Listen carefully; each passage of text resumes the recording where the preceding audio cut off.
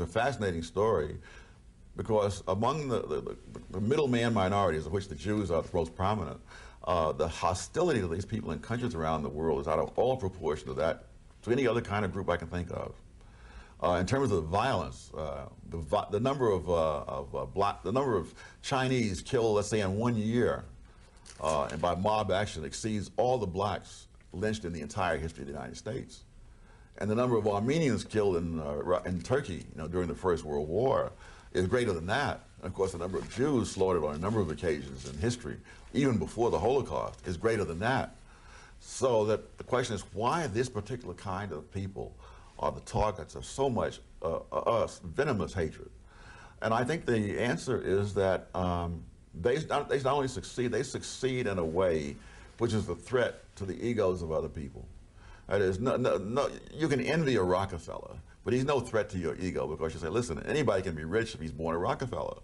But the guy who comes here, let's say from Vietnam or Korea, and arrives here with little more than the clothes on his back and a few words of broken English, and a decade later he has his own little business, and you see his son a few years after that getting ready to go off to Harvard or MIT, you got to ask yourself, you either got to, you've got to hate yourself for saying, my God, I've been stagnating, this guy was nothing and now he's risen up, or you're going to have to hate him.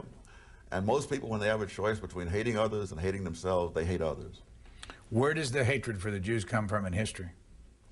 Number of places, but they are people who have succeeded an awful lot in the midst of other people who have not. Years ago, one official of one of the Jewish organizations in New York asked me, well, what can Jews themselves do in order to minimize the hostility they face? And I gave him a one-word answer: fail. Because as long as you succeed, you're going to be hated. So the source is success. It's not only the success, it's the success starting in poverty, as the Jews did in the United States and in many other countries.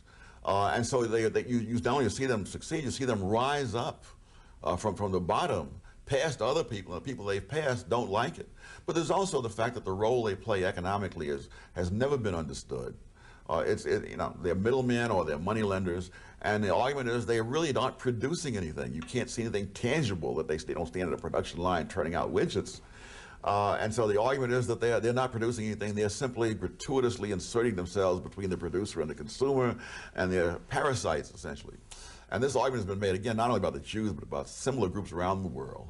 And in a number of places, they have expelled those people or forced them out by mob actions, forced them to flee. And after they left, the economy has collapsed. But it never teaches the lesson that, no, they were doing something.